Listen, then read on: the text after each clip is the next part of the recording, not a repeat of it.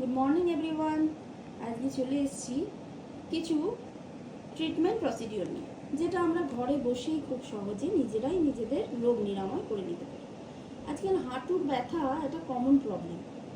সেটা 30-35 বছরের মেয়ে থেকে শুরু করে একজন 50 বছর মহিলা থেকে শুরু করে সবারই এটা খুব কমন প্রবলেম, এবং ছেলেদেরও বিভিন্ন কারণে হাঁটুর প্রবলেম হয়ে থাকে।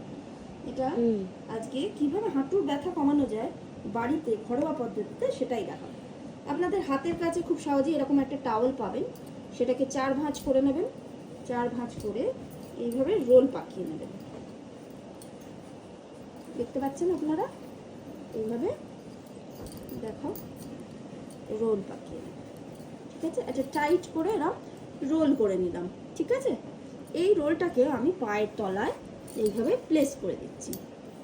ঠিক আছে, এইবার পাটাকে চাপুন, নিচের দিকে প্রেস করুন, পাটাকে প্রেস করুন, নিয়ে 10 কাউন্ট করছি। 1 2 3 4 5 6 7 8 9 10।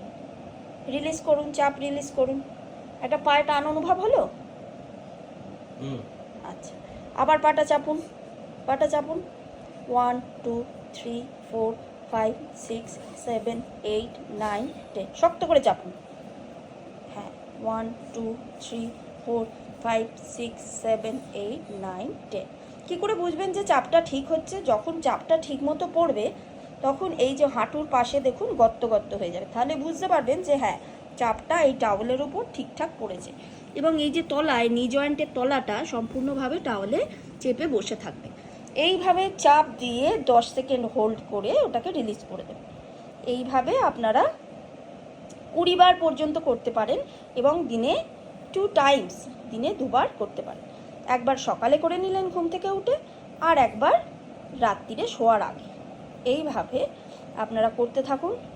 10-15 দিন করলেই হাঁটুর ব্যথা অনেকটা রিলিফ হবে, এবং জয়েন্টটা অনেক ফ্রি হয়ে যাবে। জয়েন্টের মুভমেন্টগুলো অনেক ফ্রি হয়ে যাবে, অনেক হালকা লাগবে হাঁটুটা, ব্যথাগুলো অনেক কমে যাবে। ধন্যবাদ। যদি উপকার পেয়ে থাকেন এবং আমার চ্যানেলটা যদি ভালো লাগে তাহলে সাবস্ক্রাইব করবেন, এবং পরবর্তী ক্ষেত্রে আমরা নানান ব্যথা বেদনা রোগের নিরাময় নিয়ে আসবো। ধন্যবাদ।